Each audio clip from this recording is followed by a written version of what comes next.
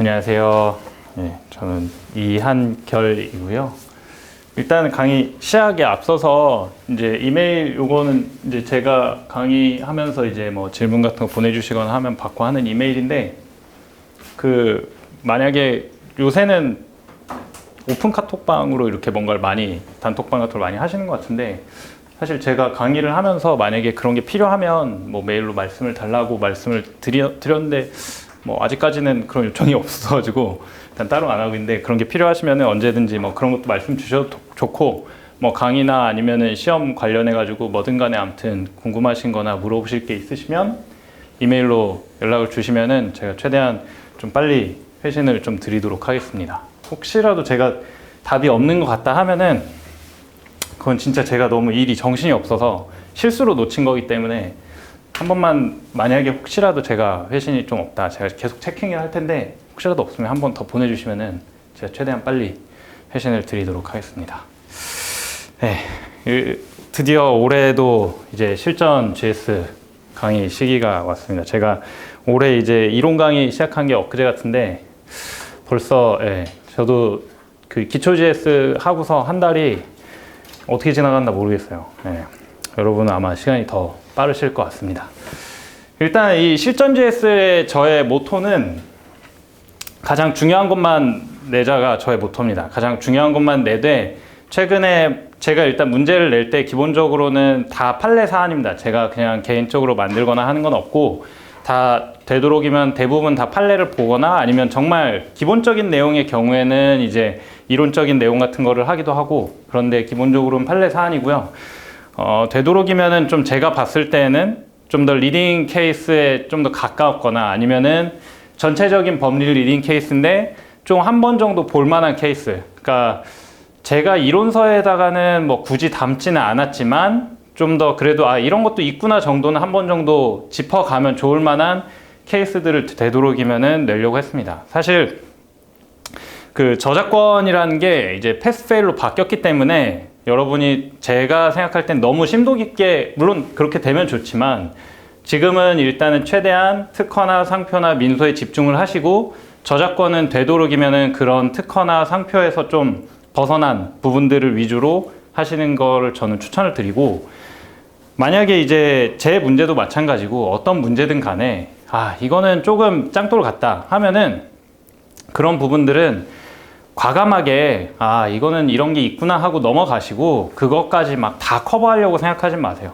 정말 기본적인 부분들을, 전체적인 줄기를 알고 있으면은 저작권을 패스하는 것 자체에 대해서는 뭐 크게 걱정을 안 하셔도 되니까, 기본적으로 특허나 상표를 정말 잘 쓰시는 걸 목표로 하시고, 민소를, 그리고 거기에서 저작권을 최대한 덜 외우고 최대한 좀 법조문이나 혹은 그런 것들을 기초로 공부를 덜 하시는 방향으로 하시는 게 좋습니다. 그리고 저도 이제 문제에서 조금 이제 기존 법리에서 조금 벗어난 부분들이 하나씩 조금씩 있을 거예요. 근데 전체적으로는 그런 법리 하나하나 중요하다기보다는 큰 틀을 아시는 게 중요합니다. 큰 틀을 아시는 게 중요하고, 저작권을 지금 혹시 이제 강의 들으시는 분 중에 제가 얼굴이 낯이 익는 분도 있고 조금 낯이 안 익는 분도 있는데, 혹시 올해가 완전히 처음으로 저작권 실전을 하시는 분이 혹시 얼마나 되시나요? 특히 올해 처음 하시면은 저작권에 너무 시간을 쏟으시기보다는 최대한 특허 위주로 하시면서 어떤 포인트를 특허랑 내가 중복해서 쓸 수 있는가, 이런 것들을 최대한 해서 암기를 최대한 줄이셔야 돼요. 그리고 실제 저작권은 뭐 기본적으로는 특허보다 양이 좀 적기 때문에 그런 것들을 잘 유의하셔서 하시면 좋고, 원래는 제가 처음 시작할 때 과연 그럼 선택 과목을 뭘 선택할 것인가, 이거에 대해서 얘기를 하고 들어갔는데, 지금 시기는 이제 영상을 보시는 분들은 좀 다를 수 있겠지만 보통 2차 신청이 다 끝나셨죠. 그래서 이미 바꿀 수 없는 시기이기 때문에 그런 말들은 좀 의미가 없을 것 같고, 저는 개인적으로는 패스페일로 바뀐 지금에서는 저작권이 뭐 여러 가지 면에서는 나름 합리적인 선택인 부분이 크다고 생각하니까 너무 걱정하시지 않으면 또 될 것 같고, 그리고 제가 그 책은 사실 이제 제가 이론 강의 때부터 곧 나온다 했는데 다음 주에 나옵니다. 제가 좀 여러 가지 사정이 있어서 출판사 사정이 좀 있었어가지고 다음 주에 이제 나오고 그거는 이제 제가 벨류사 스쿨 쪽에도 말씀을 드려서 벨류사 스쿨 쪽에서도 구매를 하실 수 있을 거고 아니면은 그냥 일반 서점에서 구매를 하실 수 있으실 예정입니다. 네, 그렇습니다. 그리고 이제 기존에 강의 들었던 분들은 또 제가 별도로 또 한번 연락을 드릴 예정이고 그래서 이제 강의 시작을 일단 해보도록 하겠습니다. 그 실전 GS 첫 시간이기 때문에 간단하게 일단 강의를 들으실 때 어떻게 하시면 좋을지를 좀 말씀드릴게요. 특히 처음 이제 하시는 분 중에 뭐 제 강의를 들으셨던 분들은 좀 들으셨던 얘기일 수 있지만은 일단 기본적으로는 그 2시간 쓰는 시간을 꼭 지켜서 쓰시면 좋을 것 같아요. 일단 답안지에 아무런 내용이 처음 쓰시는 분들은 특히나 내용이 조금 부족할 수 있는데 그런 거 개의치 마시고 일단 쓰세요. 쓰시는데 처음에 무조건 잘 안 나갈 거 아니에요. 그러면은 첫 번째는 일단 오픈북을 하세요. 오픈북을 하시고 그 다음에는 오픈북에 플러스 2시간 내에 쓰는 걸 목표로 해보세요. 그 다음에 세 번째는 이제 책을 덮고 시간 없이 책을 오픈북을 덮고 해보시고 그 다음 네 번째 그대로 가시면 됩니다. 오픈북으로라도 일단은 한번 문제를 풀어서 쓰는 걸 일단 연습을 한번 해보세요. 만약에 오픈북이 안 된다면 이제 나중에 뭐 저 같은 경우는 예전에 공부했던 거 생각하면은 오픈북으로도 잘 안 되니까 사례집 같은 걸 들고 와서 거기서 이제 문단 찾아서 그거 이제 뭔가 하나하나 조각 맞추듯이 쓰는 식으로도 연습을 해봤던 것 같은데 기본적으로는 뭐 이론서 보시는 게 있으면은 그걸 가지고 오픈북으로라도 써보시는 게 좋습니다. 그리고 사실 제가 이 얘기를 기초 GS 때도 하고 제 기억에는 아마 작년에도 했는데 그렇게 요청하셨던 분이 진짜 별로 없었어요. 별로 없었는데 뭐냐면은 그런 아쉬움이 좀 드실 수 있어요. 그래도 이렇게 실전 GS 하시면서 조금 좀 더 채점이라든지 뭔가 어떤 게 부족한지를 좀 듣고 싶은데 이제 내가 지금은 아직은 좀 그 폼이 안 올라와가지고 좀 답안지가 아직 부족하다 싶으신 분들도 있는데 그래도 일단은 쓰신 거는 내세요. 쓰신 건 내시고 그러면 제가 쓰신 거 기초로 이런 거는 좀 안 좋은 습관이다 혹은 뭐 이런 거는 조금 지양하는 게 좋다 아니면 이건 좋다 뭐 이런 거를 최대한 제가 좀 짚어 드릴 테니까 저한테 채점을 받는 게 뭐 점수가 몇 점이 제가 사실은 점수 매기는 게 점수가 몇 점 나오고 이런 건 전혀 중요하지 않아요. 전혀 중요하지 않고 여러분이 쓰실 때 뭔가 안 좋은 수험 생활할 때 요거는 좀 이렇게 안 하는 게 좋다 싶은 부분들을 최대한 짚어드리는 게 목적이니까 그렇게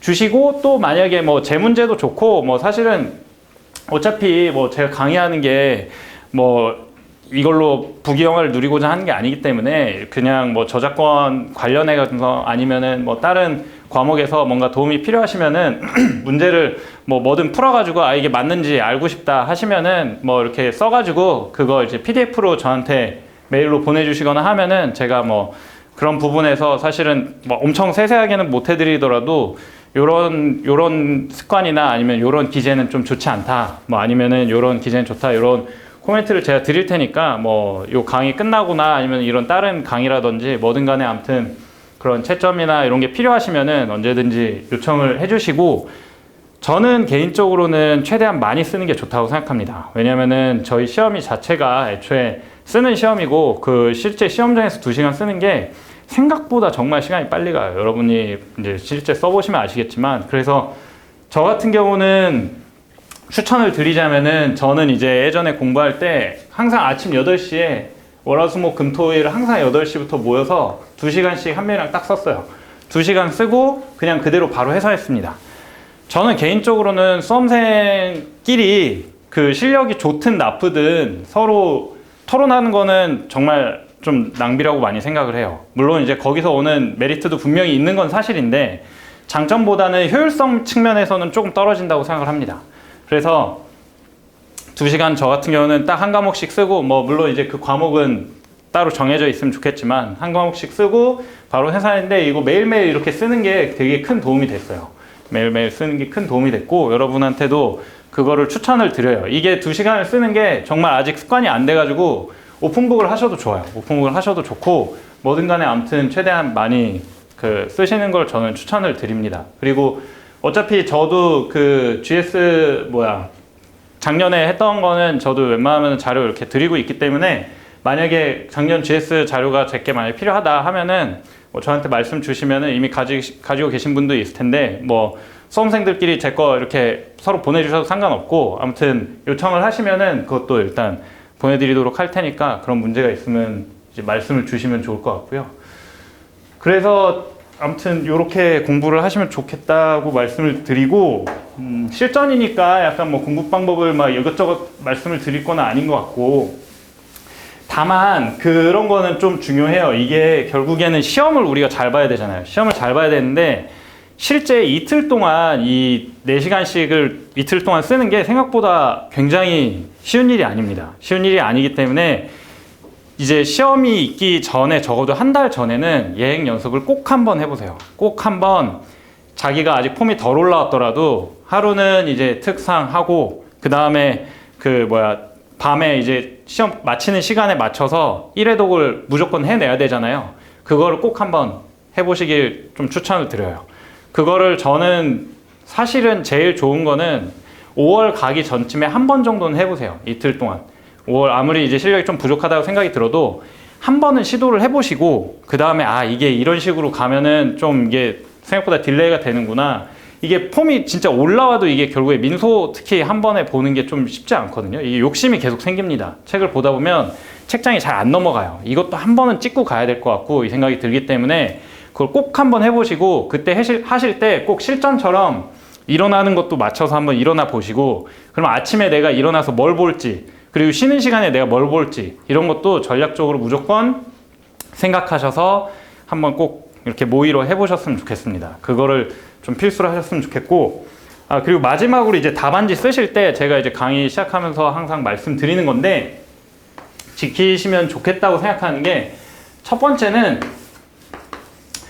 번째는 문제를 이렇게 받으시면은 답안지가 이렇게 있잖아요. 그러면은 문제가 배점이 다 있을 겁니다. 그럼 처음부터 끝까지 배점을 보시면서 답안지에다가 뭐 예를 들어서 첫 번째 게 뭐 6점이다. 그러면 이 정도 표시해 놓고 그 다음 뭐 10점짜리다. 그러면 그 다음 페이지 넘어가가지고 뭐 이쯤 표시해 놓고 이런 식으로 각 모든 문제를 내가 어느 분량으로 쓸지 미리 다 답안지 끝까지 체킹을 하나 해 놓으세요.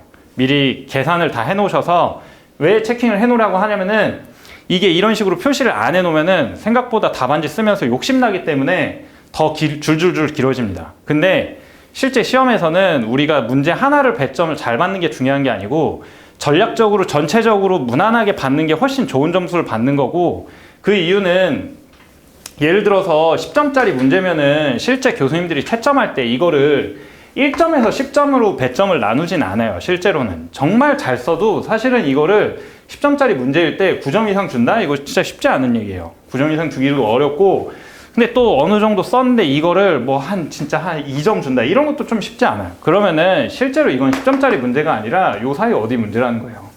그 얘기는 뭐냐면은 뭐 하나 날리지 않고 끝까지 쭉쭉쭉 간 사람이 하나씩 날리고서 하나 잘 쓰고 이런 사람보다 훨씬 배점이 좋습니다.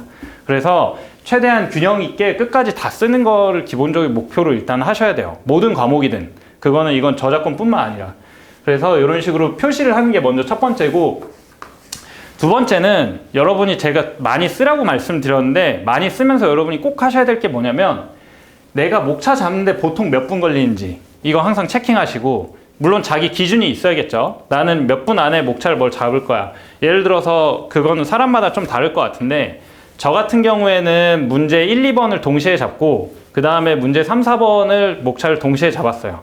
그거는 왜 그랬냐면은 전체적으로 그 시간을 좀 조율하기 위해서인데 어떤 사람 같은 경우는 처음부터 끝까지 그냥 아예 목차를 싹 다 잡아놓고 그대로 쭉 쓰기 시작하는 사람도 있습니다. 저는 그건 괜찮은 전략이라고 생각을 해요. 근데 하나하나씩 목차를 잡는 거는 약간의 리스크는 있습니다. 왜냐면은 이게 사람이 아무리 공부가 잘 돼 있고 해도 정말 사실은 만약에 하나씩 쓰기 시작하면 맨 마지막 문제 풀 때쯤에는 생각보다 시간이 별로 없어요. 그러면은 마음이 좀 초조해져 가지고 이 문제가 잘 안 풀릴 때가 있습니다. 하필 또 마지막 문제가 어렵고 하면. 그래서 저 같으면은 되도록이면은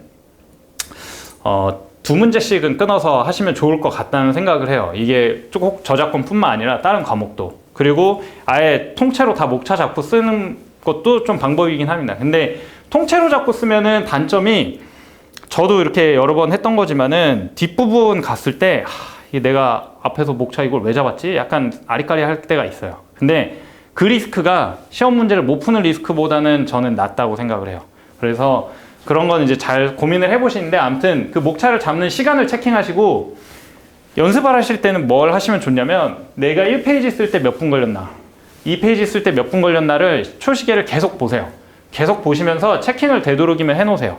이걸 왜 하냐면은 실제 시험장 가면은 예상치 못한 변수들이 진짜 많습니다.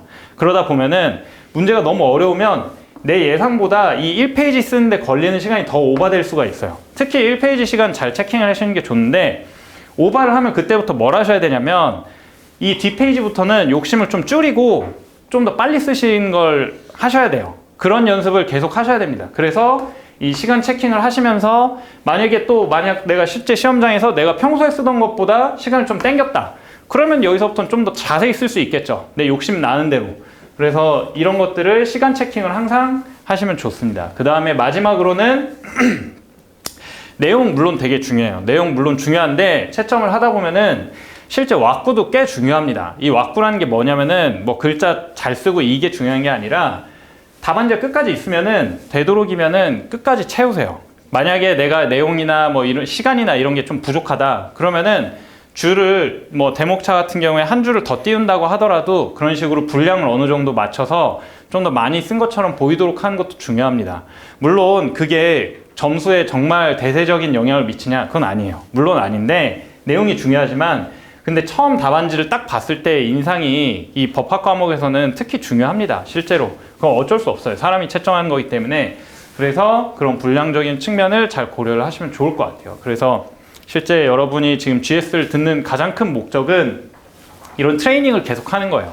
근데 이제 특히 뭐 오프라인이든 아니면 온라인으로 듣든 2시간을 잡고 연습을 하실 때 꼭 이거를 지켜서 하시면 좋을 것 같고, 만약에 뭐 이거 썼는데 뭐 어떤 부분에서 좀 뭘 써야 될지 모르겠다 아니면 그런 게 있으면은 저한테 뭔가 문의를 주시거나 하셔도 좋고, 제 문제에 대해서도 뭔가 어떤 부분이 궁금하시거나 하면은 언제든 저한테 문의를 주시고, 너무 토론을 많이 하진 마세요. 너무 토론을 많이 하시면은 시간이 좀 아깝습니다.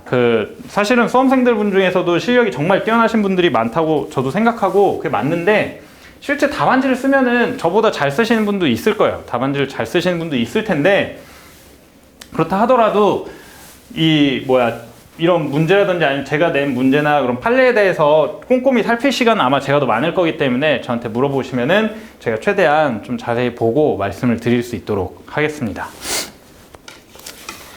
그래서 이 실전 GS에서는 제가 이론적인 부분을 따로 뭐 책으로 되도록이면 설명을 많이 드리진 않을 거예요. 많이 드리지는 않을 텐데, 필요한 부분에 있어서는 제가 뭐 프린트로 드리던지 뭐 해가지고 이제 좀 설명을 드릴 수 있도록 하겠습니다.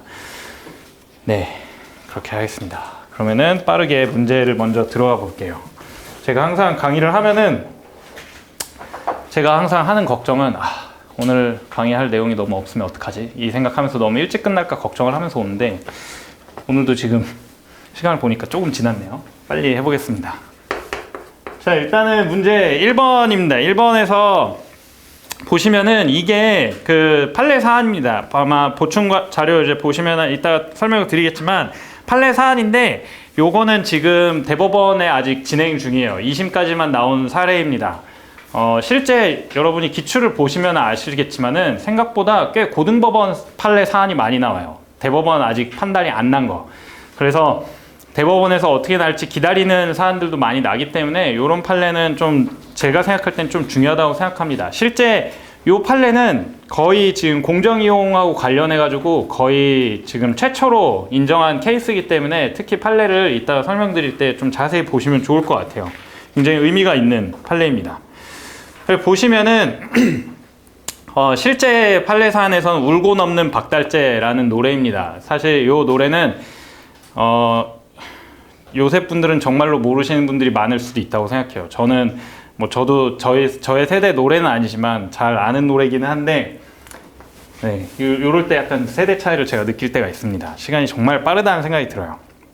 그래서 보면은 노래 X를 작곡했다고 합니다. 갑이. 제가 판서에 쓰는 거는 제가 실제로 만약에 문제를 풀 때 이런 식으로 노트에다가 써놓을 것 같아요. 그래서 그런 방식이니까 이런 걸 참고하시면 좋을 것 같아요. 지금 보시면은 갑이 노래 X를 작사하고 작곡을 했다고 했죠. 한마디로 요거에 대해서 저작권자라는 겁니다. 이 사안에서는 문제는 안 됐지만은 이거는 결합 저작물이죠. 노래이기 때문에 가사하고 악곡으로 이루어진 결합 저작물입니다. 요런 거는 이제 이런 문제 읽으면서 이런 생각을 하시면서 읽으셔야 돼요. 물론 이제 여기서는 문제가 안 됐기 때문에 중요한 건 아니었죠. 근데 요게 이제 대중한테 널리 공표가 됐는데 이때 갑이 사망을 했다고 합니다. 12년 3월 1일에. 저작권에서는 날짜를 크게 중요하게 생각하실 필요는 없습니다. 실제로 요 사안에서도 크게 중요하지는 않고 제 생각에는 여러분이 날짜를 뭔가 저작권에서 중요하게 볼 일은 진짜 별로 없어요. 연도 정도는 볼 수도 있겠죠. 왜냐면은 저작권의 보호 시기가 넘어가는 경우도 있으니까. 근데 글쎄요, 저작권 보호 시기 넘어가는 문제를 내기에는 좀 쉽진 않아요. 왜냐면 그렇게 되면 문제가 너무 쉬워지거나 아니면 너무 어려워지거나 둘 중 하나이기 때문에 날짜를 중요하진 않지만 그래도 그 케이스에다가 쓰기는 써야 되니까 특허랑 상표는 물론 날짜 되게 중요하죠. 그러니까 표시는 해놓는 겁니다. 그래서 사망을 했고 근데 을이 상속을 받았다고 합니다. 유족이라고 하죠. 근데 이제 요거는 그렇다 치고 이제 마포구가 있다고 합니다. 마포구가 2000년도 11월 1일에 이 노래비를 여의도 공원에 설치를 했다고 합니다. 이 사건 노래비를 설치를 했다고 해요. 근데 여기에 갑도 명시를 했고 가사 전체를 썼다고 합니다. 가사 전체를 썼고 그 다음에 나오는 게 이제 영화 제작자 병이죠. 영화 제작자가 나오면은 사실은 이때 나오는 케이스가 보통 뭐가 있습니까? 영상물이기 때문에 이 영상물에 대해서 저작권자가 누구냐 이런 문제도 나올 수 있고 영화이기 때문에 가장 중요하게 나오는 게 보통은 영상화에 어떤 조항이 추정이 되는가 어떤 권리가 추정이 되는가 이게 가장 좀 중요한 부분이라고 생각을 이제 하시면서 보셔야 되는 거예요. 그랬는데 이게 이 병이 영화 Y를 만들었대요. 여기는 이제 또 다른 판례입니다. 요거는 이제 여러분이 제가 영화 이름이 갑자기 생각이 안 나네요. 퀸 노래 만든 영화인데 보헤미안 랩소디 사안입니다. 그래서 가수 갑의 일대기를 그린 영화를 만들었다고 합니다. 그래서 노래 X가 삽입이 됐대요. 노래 X가 삽입이 됐는데 여기서 이제 이용 허락 약정이 요거 만드는 것까지는 이용 허락을 했는데 요게 공연할 권리는 미국 만드는 거 오케이. 근데 이 공연은 미국만 한정했대요. 미국 내 영토. 근데 요게 제2영화관에서 상영을 했다고 합니다. 자, 우리 이제 사안을 이렇게 정리를 했어요. 정리를 하고 이제 문제를 넘어가는 겁니다. 그래, 1번 일단은 이 사건 노래비 설치가 노래 X에 대해서 저작권법상 공정한 이용에 해당하는지 설명하시오 라고 하고 있습니다. 일단은 해설 먼저 봐주시면은 사실은 공정 이용은 좀 무난한 문제죠. 여러분도 아시겠지만 공정 이용은 항상 중요한 문제입니다. 근데 공정 이용에서 제일 이제 여러분이 이제 쓰실 때 이 사안에서는 공정한 이용에 해당한지만 쓰라고 했으니까 별 문제가 안 될 텐데 가장 중요한 거는 보통은 어떻게 됩니까? 공표된 저작물의 이용 28조랑 같이 연계돼서 나온다는 걸 여러분이 잘 아셔야 돼요. 그래서 35조에 5가 나오면 항상 세트로 28조를 쓴다는 생각을 일단 기본적으로 갖고 계셔야 됩니다. 마찬가지로 28조를 쓸 때는 35조에 5를 쓴다고 생각을 하시면 돼요. 실제로 대법원 판례도 35조의 5 요 사안에서도 뭐라고 했냐면은 35조의 5가 도입되기 전에 공표된 저작물의 이용 등이 일부의 역할을 대신하고 있었다라는 식으로도 판례가 판시하고 있었어요. 그러니까 원래는 세트로 쓰는 게 맞아요. 근데 이 문제에서는 공정한 이용만 묻고 있으니까 뭐 굳이 언급할 필요는 없겠죠. 답안지 보시면은 문제의 소재랑 뭐 공정 이용에 해당한지 여부는 뭐 일반적인 내용입니다. 그 다음에 판단 요소도 뭐 당연히 법조문 보시고 쓰시는 겁니다. 여기서도 판례를 보시면 여기 굳이 쓰실 게 별로 없어요. 뭐 의의는 제가 좀 여기서 길게 돼 있긴 하지만은 여기서 28조를 언급해 준다라는 것만 보시면 되고 항상 키워드로만 외우시고 이제 판단 요소 같은 경우는 당연히 법조문 보고 쓰시면 됩니다. 그러면 지금 1페이지에서 외우셔야 될 부분은 딱 하나예요.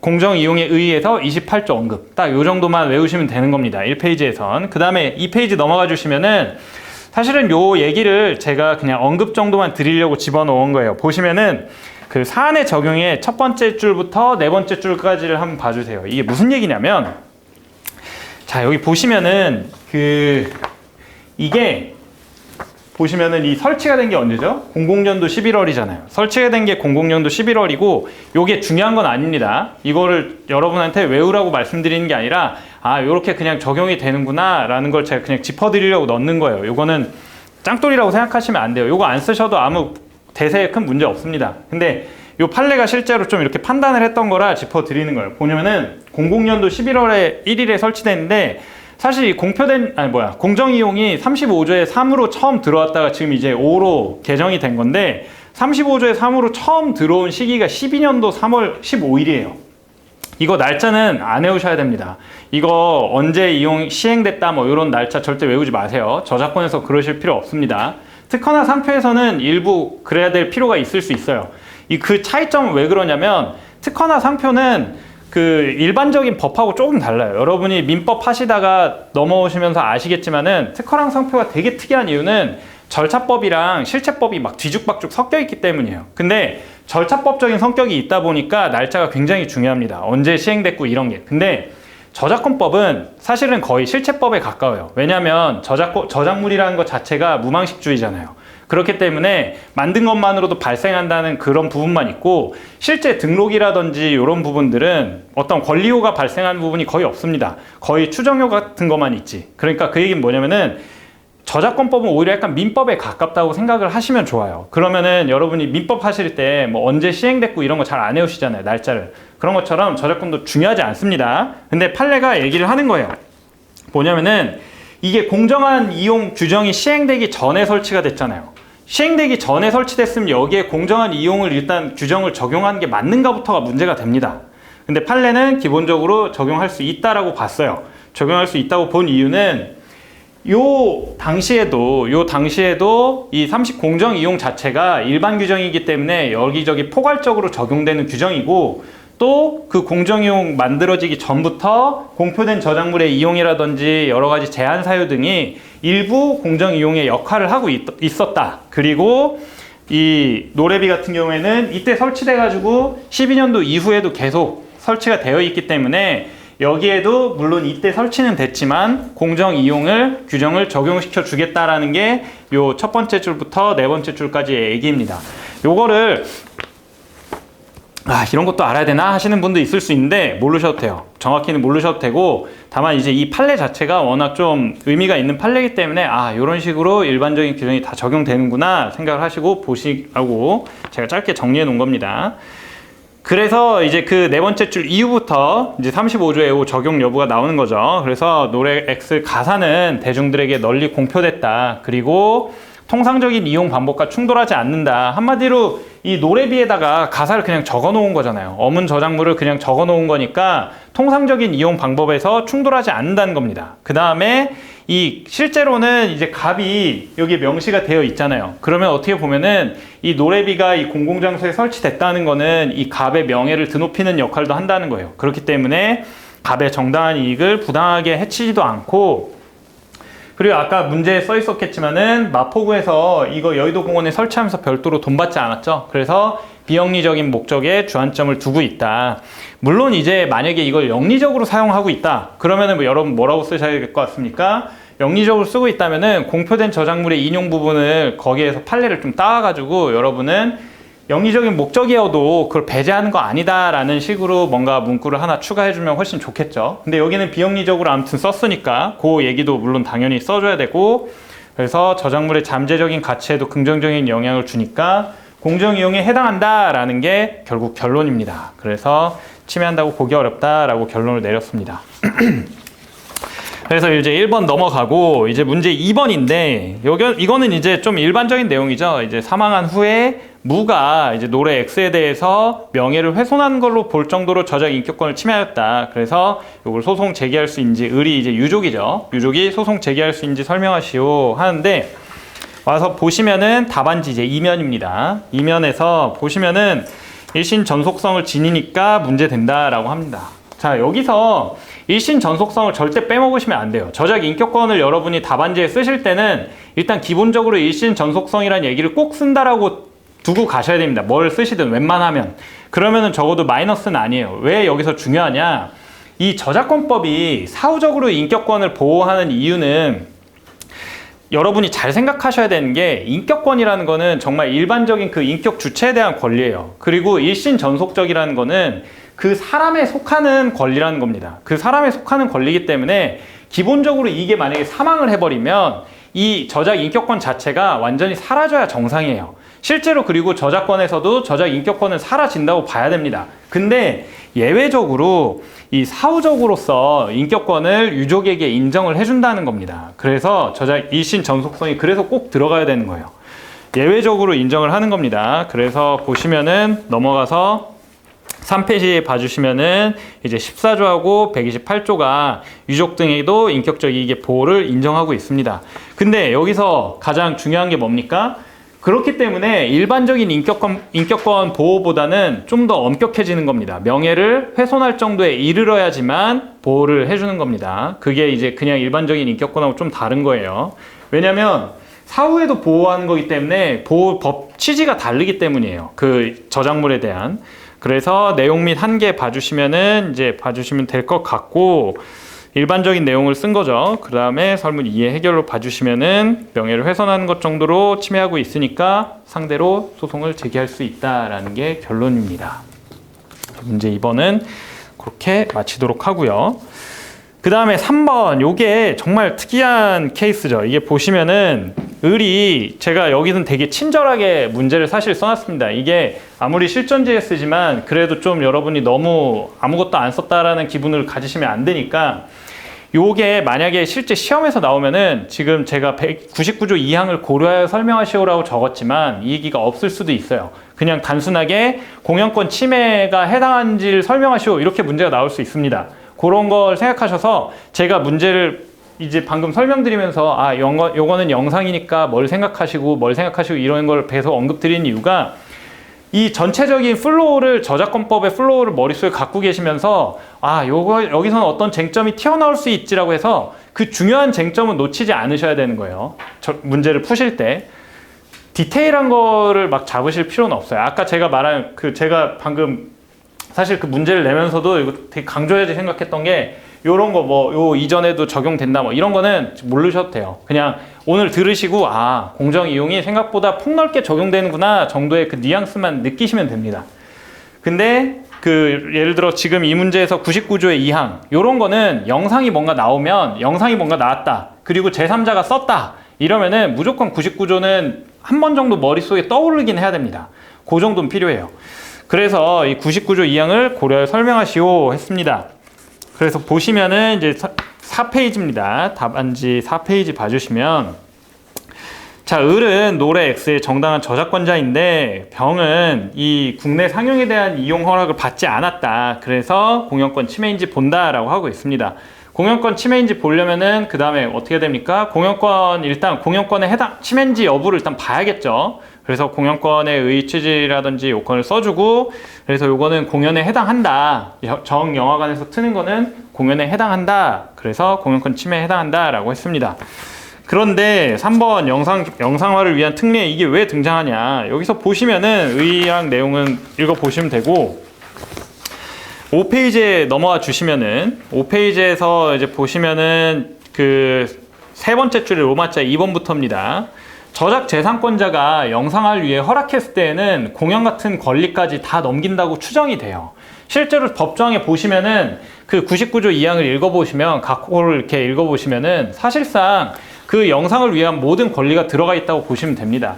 실제 이런 게 없으면은 좀 곤란해요. 근데 요새는 이런 규정이 사실 크게 막 필요하지 않습니다. 계약서를 보면은 그런 것들이 요새 이제 옛날에 그 저작권 관련 계약서들은 진짜 엉망진창이었어요. 엉망진창인데 요새 그 넷플릭스나 뭐 디즈니나 뭐 아니면 티빙이나 이런 데서 자본이 들어오니까 법적인 검토를 진짜 열심히 받아요. 열심히 받고 그래서 요새 나오는 드라마들 보시면은 생각보다 막 개인정보 이런 거 거의 안 나옵니다. 다 스크리닝하고 그리고 이런 것들도 사실은 법조항이 있지만은 계약서에 다 적혀 있어요. 그래서 이제는 좀 유명무실한 조항이기는 한데 아직도 이런 거 분쟁은 너무 많아요. 왜 많냐면 제가 말씀드렸지만 그렇게 막 엄밀해진 게 정말 요새 일이에요. 그래서 보시면은 이 권리나 그 제작하기 위한 권리나 방송 등을 위한 권리가 모두 다 추정한다고 저작권법이 되어 있습니다. 여기서 여러분이 아셔야 될 거는 추정하고 간주 부분은 무조건 법조항에서 머릿속에 한 번씩 짚어가면서 보셔야 돼요. 추정하고 간주는 너무 다릅니다. 추정은 민사소송법을 이제는 지금 아마 많이 이제 배우셨으니까 조금 아시겠지만은 추정 같은 경우는 입증 책임에 대해서 반증으로 이걸 깰 수 있게 만들어 주는 거예요. 다만 이제 추정 자체를 넣어서 이제 조금 더 입증을 용이하게 해주는 건데 반증 같은 경우는 굉장히 강한 겁니다. 아니, 간주 같은 경우는. 그래서 뭐 아시겠지만 추정은 추정한다고 써 있고 간주는 본다라고 적혀 있죠. 저작권법에서도 보시면은 간주 규정이 진짜 많이 없습니다. 간주 규정이 별로 없고 거의 대부분 추정인데 특히 몇 안 되는 간주 규정은 여러분이 보시면서 아 이거는 간주, 이거는 추정, 이걸 잘 보셔야 돼요. 영상화를 위한 권리는 이제 추정입니다. 그래서 보시면 이제 사안의 경우로 와주시면은 이제 병은 일단은 영상화에 대한 권리를 일단 받았잖아요. 만드는 거. 그러면은 여기까지 왔을 때는 아 공연이나 혹은 방송이나 이런 권리도 다 받은 걸로 추정을 하는 거예요. 추정을 하는데 그 법조항에 뭐가 있습니까? 특약이 없으면 되어 있어요. 근데 여기서 지금 아까 말했지만은 공연은 미국이나 미국령 내에서만 가능한 걸로 그 특약이 있잖아요. 특약이 있기 때문에 국내에서는 이 권리가 추정이 번복이 되는 겁니다. 추정이 번복이 되는 거고 따라서 이용 허락이 미치지 않게 되는 겁니다. 그래서 추정이 번복되니까 공연권 침해에 해당한다라고 보시면 될 것 같습니다. 그래서 문제 1번은 이렇게 넘어가도록 하겠습니다. 판례는 제가 일단 끝까지 문제 풀고 나서 판례는 하나하나 또 좀 설명을 드릴게요. 다시 한번. 자, 그래서 문제 이제 2번으로 와주시면 될 것 같습니다. 문제 2번. 문제 2번을 낸 취지는 여러분이 응용미술 저작물에 대해서 어떤 뉘앙스를 좀 어떤 거가 분리 가능하고 어떤 게 분리 불가능한지 이런 부분에 대해서 느낌을 좀 아시라고 제가 일부러 좀 비교하는 사안을 넣은 겁니다. 그 판례들은 사실은 리딩 케이스는 아니에요. 그래서 이 구체적인 사안을 외우실 필요는 없어요. 여러분이 아시는 기본적인 리딩 케이스 있잖아요. 뭐 히딩크 넥타이 판례라든지 뭐 여러 가지 사안들이 있는데 그런 것들을 위주로 생각하시되 요거를 넣은 이유는 조금 요런 게 판례가 조금 보호하려는 취지구나 라는 거를 좀 아시려고 제가 넣은 케이스입니다. 그래서 문제 2번 보시면은 귀금속 디자이너 갑이 반지를 판매하고 있다고 합니다. 갑이 반지를 판매하는데 이 반지 X가 뭐 금속으로 돼 있고 모형이 이렇고 신미감을 표출한다. 근데 제가 여기 힌트를 좀 넣어놨죠. 너무 좀 대놓고 넣어놓긴 했는데 이 반지라는 물품과 쉽게 분리할 수 있다고 보기 어렵다라고 하고 있습니다. 실제 이것도 요거는 이제 1심 법원 케이스긴 한데 이게 디자인 등록을 받은 케이스예요. 디자인 등록을 받았고 디자인 등록 받으면서 그 명세서에 적혀 있는 내용입니다. 여기 내용이 형상의 내용이 실제 저작권법 케이스를 보시면은 실제로는 대부분 디자인권 등록 많이 되어 있어요. 디자인권 등록이 되어 있거나 아니면 특허 등록되어 있거나 해서 다 같이 들어옵니다. 그리고 부경법도 같이 들어와요. 그래서 여러분이 생각하실 때는 디자인권 등록돼 있든 상표 등록돼 있든 뭐 이게 다 그냥 별개로 적용이 된다고 생각하시면 될 것 같습니다. 그냥 병렬적으로 다 진행이 됩니다. 그 다음에 이제 섬유 디자인 작가 을이 이제 누비 침구류 이제 제조 판매 사업을 하는데 18년도부터 뭐 방사형으로 형성되고 뭔가 아무튼 독창적인 문이래요.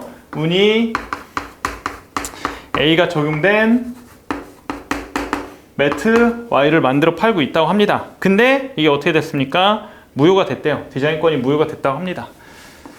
요거 얘기를 사실 굳이 써놓은 거는 이게 아무 상관이 없다고 말씀을 드리는 거예요.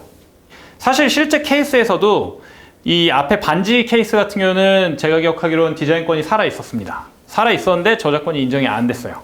근데 매트 케이스는 이거 사라졌습니다. 디자인권 날아갔는데 무효가 돼버렸지만 저작권은 인정이 됐습니다.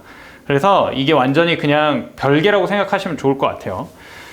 그래서 제가 요거는 사실은 뭐 문제에 쓸데없는 얘기 쓰는 걸 제가 좋아하진 않는데 요거는 꼭 한 번 정도는 별개라는 걸 인식하시라고 좀 써놓은 부분은 있습니다. 그 다음에 근데 병이 어떻게 했습니까? 병이 이 매트 Y를 제조, 판매하고 인터넷에 게시했다고 합니다. 그래서 1번이 반지 X와 매트 Y가 보호받는 저작물이냐, 이게 첫 번째 문제고, 2번이 저작권을 침해한지 여부를 설명하시오 라고 했습니다. 사실은 2번 문제 같은 경우는 정말 그냥 일반적인 저작권 침해 사안을 이제 쓰시라는 문제고, 그러니까 전체적으로 스크리닝을 하셔라 하는 문제고, 1번 같은 경우는 이제 저작물성에 대해서 판단하는데 이건 누가 봐도 응용미술 저작물이라는 거를 여러분이 인지를 하실 수 있어야 됩니다. 그래서 보시면은 답안지로 바로 봐주세요. 답안지 이제 6면이죠. 답안지 6면 봐주시면은 첫 번째 이제 문제의 소재. 사실 이 문제의 소재를 써야 되냐 말아야 되냐 이런 질문을 하시는 분들이 굉장히 많습니다. 문제의 소재랑 결론을 쓸 것인가 말 것인가를 여러분이 항상 고민하실 수 있는데, 저는 개인적으로는 뭐 일률적이진 않지만은 10점 정도가 넘어가면은 문제의 소재랑 결론을 써주려고 합니다. 근데 10점보다 점수가 낮으면은 그냥 안 씁니다. 그냥 그거는 근데 뭐 중요하진 않아요. 실제 채점할 때도 뭐 아주 중요하진 않은데, 정말 중요한 거는 문제의 소재나 결론을 길게 쓰지 않는 게 중요합니다. 쓰시더라도 되도록이면은 진짜 중요하다, 내가 요거는 요약을 아주 기가 막히게 해야 되는 게 필요하다 하면은 정말 3줄까지는 저는 가능할 수 있다고 봐요. 뭐 아니면은 거기에 의의를 같이 쓰거나 하면은 3줄까지는 괜찮은데, 가끔 보면 문제의 소재가 너무 기신 분들이 있습니다. 아니면은 결론이 사안포섭이나 이런 거면 길게 쓰셔도 돼요. 근데 사안포섭은 따로 있는데 또 결론을 엄청 길게 쓰시는 분이 있어요. 그거는 진짜 지면 낭비입니다. 문제의 소재나 결론에는 법조문 위주로 짧게 치고 가시거나, 이게 길어져야 될 때는 유일하게 의의 같은 걸 같이 써줄 때, 그런 때에는 좀 더 쓰실 수 있지만은 되도록이면 문제의 소재랑 결론은 짧게 쳐주시면 좋습니다. 그래서 이제 보시면은 응용미술 저작물의 의의 및 요건 나옵니다. 응용미술 저작물 같은 경우는 가장 중요한 게, 이제 미술 저작물에서 응용미술 저작물은 별도의 특별한 요건이 있는 거죠. 복제 가능성하고 분리 가능성이라는 요건 두 가지를 충족시켜야 됩니다. 근데 그걸 잘 아셔야 돼요. 이제 미술 저작물이 있고 거기에 이제 응용미술 저작물이 속하는 건데, 이 응용미술 저작물을 왜 저작권에서 이 요건을 추가로 요구하는 것인가, 이걸 잘 생각을 해보시면 좋을 것 같은데, 왜냐면은 기본적으로 저작권인 경우에는 응용미술 저작물을 보호하지 않는 게 사실은 맞아요. 왜냐면 저작권하고 특허상표하고의 차이점은 뭐냐면, 특허상표는 산업재산권이라는 거예요. 산업재산권이기 때문에 정말 산업적으로 어떠한 그 권리를 보호해서 그 산업 자체를 부흥시키는데 어떻게 보면은 기본적인 골자가 있는 겁니다. 근데 저작권 같은 경우는 목적에서 나오지만은 가장 기본적인 목적이 문화 향상 발전이에요. 그 얘기는 뭐냐면은 기본적으로 누구 하나한테 독점을 시키는 게 저작권의 기본적인 취지가 아니라는 겁니다. 그 얘기는 이런 식으로 물품이나 이런 이제 대량 생산 가능한 물품에 대해서는 원칙적으로는 저작권법상 보호 취지에 맞는 건 아니에요. 그렇지만 거기에 대해서도 저작권상 이 창작성이 인정되는 경우들이 있기 때문에 보호가 필요한 부분들이 있고, 그렇기 때문에 판례가 예외적으로 이걸 보호하는 겁니다. 그래서 응용미술 저작물은 이 공산품에 대해서는 특별하게 이런 요건을 판례가 제시를 하고 있다는 점을 여러분이 생각하시면 좋을 것 같습니다. 그래서 기본적으로 문제를 푸실 때 뭔가 아무튼 판매되는 물품이다, 판매된 이 조각상이나 미술품이나 혹은 정말 우리가 생각하는 기본적인 게 아니라 판매되는 물품이면 응용미술 저작물로 일단 들어가야 되는 게 먼저예요. 그리고 응용미술 저작물이 나왔다 하면은 무조건 저작물성을 언급을 해줘야 됩니다. 저작물성이 왜 필요하냐면은 응용미술 저작물을 내면서 저작물성을 안 내는 사람은 그건 문제를 기본적으로 좀 쉽지 않은 거예요. 그래서 물론 안 나오는 경우도 있겠죠. 근데 이제 기본적으로 그 의심을 하시고 보셔야 됩니다. 그래서 보시면은 판례도 여기에 이제 나와 있고, 그래서 요건 일반적인 내용이니까 넘어가고요. 그 밑에 독립적인 예술적 특징이나 가치가 있는지 여부 해가지고 판례는 이제 특별한 경우가 아니면 독창적인 부분을 이유로 저작권법상 저작물로 단정짓기 어렵다고 판단하였습니다. 그래서 이걸 기준으로 판단해보면은 반지 X는 보시면은 반지의 형상과 모양의 결합에 해당한다. 그래서 분리할 수 있는 표현을 상정하기 어렵다라고 해서 분리 가능성을 갖췄다고 볼 수 없습니다. 그리고 매트 Y의 경우에는 이 무늬 A는 결국에 창작적 표현 형식이 사용된 것이고 동일하게 복제될 수 있고 그래서 제품이 가지는 기능적인 요소와 분리되어서 그 자체로도 창작성이 인정되니까 분리 가능성이 인정된다라고 하고 있습니다. 차이점이 가장 큰 게 뭐예요? 이 반지하고 이 누비 무늬하고의 차이점을 여러분이 잘 생각하셔야 돼요. 사실은 요게 그 가장 리딩 케이스인 히딩크 그 넥타이 판례 사안이랑 사실 비슷합니다. 그 사안은 뭐냐면은 한마디로 이 넥타이에다가 여기에 이런 태극 무늬를 막 찍어서 판매한 거예요. 근데 여기에 대해서도 창작성이 인정해가지고 응용미술 저작물로서 인정을 했습니다. 보시면 좀 비슷해 보이죠? 보시면은 이렇게 생각하시면 조금 편해요. 물론 이게 모든 케이스에 다 맞는 거 아닌데 응용미술 저작물의 경우에는 이걸 그럼 물품을 바꿨을 때 어떻게 될 수 있는가? 요거를 기본적으로 생각을 해보시면은 좀 좋을 것 같습니다. 저는 개인적으로. 보시면은 이 반지 같은 경우는 이 모양 자체가 어때요? 반지의 이 링의 형태를 벗어나 버리면은 이거는 지금 그 적용이 될 수가 없잖아요. 물론 뭐 팔찌 정도에는 적용이 될 수 있겠죠. 근데 기본적으로 다른 물품에는 적용이 될 수가 없잖아요. 근데 매트 같은 경우는 지금 사안이 어때요? 요거는 물품을 바꿔도 사실은 적용하는데 큰 어려움이 없습니다. 어쨌거나 무늬이기 때문에. 그래서 이 문제에서는 제가 이제 응용미술 저작물에 대해서 여러분이 어떤 스탠스를 취해가지고 문제를 볼 것인가를 좀 말씀드리고 본 거고, 항상 응용미술 저작물 볼 때는 물품을 바꿔왔을 때 되는가. 물론 우리가 답안지 쓸 때는 뭐 분리 가능성이라든지 이런 고상한 용어를 써야겠지만, 우리의 그 저작권법에서 중요한 거는 뭐 답안지 얼마나 잘 쓰고 이게 막 아주 중요하지 않아요. 물론 잘 쓰면 좋은데 키워드만 몇 개 대충 외우고 그 다음에 답을 정확하게 그냥 잘 찾아가는 게 좋습니다. 논리적으로.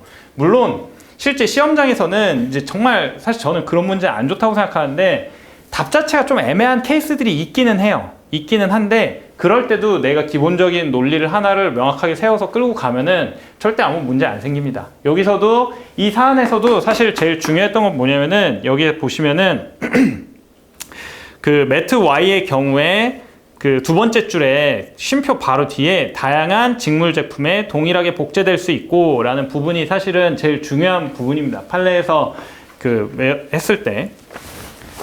그리고 지금까지는 제가 그 특별하게 뭐 아주 키워드 같은 게 막 판례가 엄청 이거는 진짜 판례 잘 외워야 된다 이런 케이스가 없어서 제가 그냥 빨리빨리 넘어가고 있지만은 제 키워드 같은 경우는 또 필요한 부분은 좀 짚어드릴게요. 아무튼 그래서 매트 Y는 되고 X는 안 된다라는 게 결론입니다. 그 다음에 설문 2로 들어가 보시면은 사실 2번은 너무 좀 일반적인 케이스입니다. 이런 문제는 어떻게 풀어야 되는가라는 걸 좀 설명드리고 싶어서 한 건데, 일단 기본적으로 침해를 묻는다고 하면은 저는 무조건 공부를 잘 하시는 분도 법조문을 피라고 말씀을 드리고 싶어요. 법조문을 딱 펴서 보면은 첫 번째 저작 인격권이 법조문에 있잖아요. 그 다음에 저작 재산권이 쭈루룩 있습니다. 법조문이 다행히 모여 있어요. 그러면은 뭘 하셔야 되냐면은 법조문을 먼저 문제 옆에다가 법조문 펴놓으시고 실제 시험장에서도 이 인격권 중에 뭐가 되는가 이걸 체킹을 하나씩 다 하시고 재산권 중에서 뭐가 되는가 체킹을 하나씩 다 하셔야 돼요. 그래서 여기서 빼먹지 않는 게 일단 제일 중요합니다. 물론 답안 잘 쓰는 것도 중요하지만 제가 계속 말씀드리지만 이건 패스페일이기 때문에 잘 쓰는 것보다 빼먹지 않는 게 중요합니다. 그래서 이런 문제를 푸실 때는 무조건 법조문을 옆에 피신 다음에 요거 하나씩 스크리닝을 하셔서 가셔야 됩니다. 그래서 여기서 보시면은 이제 병이 성명 표시하지 않았으니까 이거 어떻게 되겠습니까? 당연히 성명 표시권이 문제가 되겠죠. 근데 인격권에는 두 가지가 더 있잖아요. 공표권이랑 동일성 유지권이 있는데 공표권 당연히 문제 안 되겠죠. 동일성 유지권도 그대로 판매하고 있으니까 당연히 문제 안 될 거예요. 그럼 그거 다 날리고 이거를 제조 판매하고 있고 인터넷에 게시했으니까 복제권이랑 배포권이 당연히 문제가 되겠죠. 여기서 공중송신권을 고민을 하실 수도 있을 것 같아요. 공중송신권을 고민하실 수도 있을 것 같은데 사실 이걸 누구한테 전송했다고 보기는 약간 좀 애매한 사안입니다. 그래서 제 생각에는 요거 정도 같은 경우는 복제권하고 배포권을 적용하시면 좋을 것 같습니다. 그래서 실제로 이제 답안지 와주시면은 7쪽에 보시면 이제 그 매트에 대해서 복제권 침해해가지고 복제권의 의 취지 정도 쓰시고서 사안은 이렇다 침해된다 라고 쓰시면 될 것 같고, 그 다음에 배포권 침해해가지고 배포권이란 뭐뭐뭐고 사안의 경우에는 침해에 해당한다 라고 됐습니다. 그 다음에 성명 표시권도 기재를 해주시고, 판례는 이제 성명 표시권 하면은 항상 이런 부분들이 들어가죠. 그 맨 밑에서 네 번째 줄 끝에 판례는 공정한 관행에 반하지 않는 한 최소한의 한도에서 허용된다. 성명 표시를 제한하는 게. 그래서 사안의 경우에는 침해한다 라고 하고 있습니다. 사실은 그 가장 좋은 거는 요거를 이제 마지막 결론도 써주면 좋은데 약간 조금 내용 쓰는데 좀 집중을 했습니다. 그리고 문제의 소재에서 만약에 제한 사유는 따로 해당하지 않는다 뭐 이런 식으로 제한 사유도 나는 봤다라는 거는 언급 정도 해주는 거는 나쁘지 않다고 생각해요. 근데 여기서는 지금 뭐 제한 사유가 뭐 적용될 게 별로 없기 때문에 그런 얘기를 너무 길게 써주시는 거는 바람직하지는 않습니다. 그래서 문제 2번은 그렇게 넘어가 주시면 될 것 같아요. 실질적 유사성이나 의거성도 사실은 문제가 안 되긴 했죠. 요 사안에선. 그래서 크게 막 그런 내용을 길게 써주진 않은 겁니다. 네, 그래서 문제 3번으로 오겠습니다. 문제 3번. 문제 3번 케이스는 그 판례 사안이 사실은 도라에몽 사안입니다. 도라에몽 사안이고, 도라에몽을 가지고서 이제 권리 소진 이론이 적용이 되는가 하는, 이거는 조금 요거는 일반적인 법리에서 벗어난 거 아닌데 사실은 요거 같은 경우는 좀 중요했던 대법원 판례예요. 실제로 작년에 나온 판례고 좀 중요한 판례입니다. 요거 일단은 판례가 뭐가 중요한지만 간단하게 설명을 드리면, 원래 권리 소진 이론이라고 하면은 어떻게 돼요? 정당한 권리자로부터 이게 판매가 되면 여기에 대해서는 권리가 더 이상 미치지 않는다는 게 권리 소진 이론의 원래 얘기잖아요. 원래 얘기인데, 이게 그러면은 국외에서 일어났을 때 이게 정말 적용이 될 수 있을 것인가? 이게 사실은 조금 문제가 됐습니다. 그러니까 무슨 얘기냐면, 예를 들어서 외국에서 정당한 권리자가 외국에서 팔아요. 외국에서 판 다음에 이거를 국내에다가 만약에 팔아버려요. 그러면은 과연 이거는 국내에서 봤을 때 권리가 소진됐다고 볼 수 있을 것인가? 요게 이제 사실 아주 명확하진 않았다는 겁니다. 물론 우리가 기본적으로 알고 있는 권리 소진 이론의 법리에 따르면 당연히 권리가 소진돼야 되는 게 맞죠. 그러니까 기존의 법리에서 크게 벗어난 건 아니에요. 근데 이 판례가 최초로 국외에서의 이 권리가 소진돼서 우리나라에 들어온 거에 대해서도 권리가 소진된다고 말한 이제 대법원 최초 판례라고 생각을 하시면 될 것 같습니다. 근데 이번 우리 사안하고는 조금 케이스가 다르죠. 사실 지금 우리 사안이 대법원 케이스랑 거의 완전히 동일하게 사실 문제를 낸 겁니다. 이 케이스에 대해서 먼저 말씀드리면은 이제 문제 읽으면서 더 자세히 말씀드리겠지만, 이 판례가 설시한 거는 외국에서 정당한 권리자가 정당하게 일단 판매를 해요. 그 다음에 외국에서 산 사람이 이렇게 있는데, 이 정당하게 판매된 걸 가지고 국내에 들어오면은 여기서는 권리가 소진돼서 여기에 어떤 저작권자가 이 사람한테 물을 수 없다는 겁니다. 근데 이번 케이스는 뭐냐면은 외국에서 적법하게 판매돼서 온 게 아니라 국내에서 판매할 수 있는 권리가 없는데, 이 사람이 허락을 받은 사람이 국내로 바로 직접 판매를 해버린 겁니다. 직접 판매해버린 건 지금 루트가 하나가 빠졌죠. 요게 빠진 거예요. 요게 빠지면은 권리가 소진되지 않았다는 겁니다. 근데 사실 이거 기본적인 법리에서도 너무 당연해요. 왜냐? 이 사람은 지금 외국에서 판매할 권리는 있는데 국내에서 판매할 권리가 없는 사람입니다. 그렇기 때문에 애초에 이 사람이 여기서 직수입을 해버리면은 이거는 권한 없는 사람으로부터 구매를 한 게 되는 거예요. 그러면은 여기서 애초에 권한이 없으니까 이게 권리가 소진이 안 된다는 게 이 판례의 전체적인 취지입니다. 물론 그 기본적인 법리는 동일해요. 동일하게 생각을 하시면 될 것 같고, 근데 이제 요 루트를 사실은 설시했던 판례가 지금까지는 없었는데 요 판례가 명확하게 해준 겁니다. 근데 예전에도 당연히 이게 인정이 됐죠. 우리가 기본적인 법리로는. 그래서 보시면은 일단 문제를 이제 풀도록 하겠습니다. 문제 3번인데 문제 3번에서 전 세계적으로 유명한 캐릭터 X의 저작권자입니다. 실제 사안에서는 일본인이었겠죠. 일본 회사 이제 X 저작권인데 캐릭터 X는 뭐 이렇게 신체적 특징적이고 뭐 부각돼 있다. 이거 읽으시면서 그런 생각 하셨겠죠. 아, 이거 저작물성을 물어보고 있겠구나. 캐릭터의 저작물성은 나름대로는 의미가 있어요. 왜냐면 캐릭터 같은 경우에 왜 자꾸 시험 문제에도 나오고 이걸 따로 자꾸 판례가 설치하고 있는지 여러분이 잘 생각하셔야 되는데, 캐릭터는 원칙적으로는 보호가 안 되는 게 맞아요. 왜냐? 캐릭터 자체는 어떻게 보면은 실제 캐릭터라는 게 뭡니까? 어떤 만화나 아니면은 어떤 우리의 소설이나 이런 거에서 그 실제 존재하는 저작물에 말하자면 하나의 요소예요. 어느 하나의 요소지 이거 자체가 원칙적으로는 저작물이 아닙니다. 캐릭터라는 건.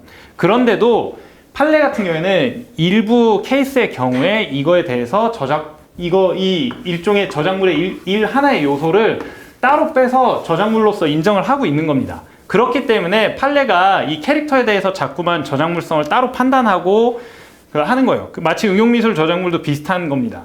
그래서 여러분이 이제 그거를 딱 생각하시고서 캐릭터를 접근을 하시면 좋습니다. 그런 다음에 갑은 이제 이것도 잠깐 또 샜네요. 캐릭터 X 그래서 있는데 뭐 이런 특징이 있다고 합니다. 저라면은 이 특징 같은 경우는 실제 문제에다가는 동그라미를 쳐줄 것 같아요.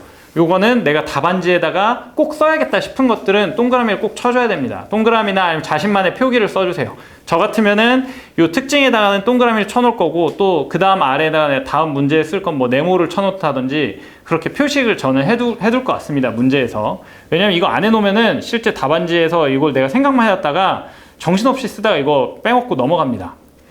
그 다음에 갑은 15년도 10월 1일에 물론 제가 계속 말씀드리지만 저작권에선 날짜 중요하지 않아요. 문제 내려고 그냥 날짜 써놓은 거지.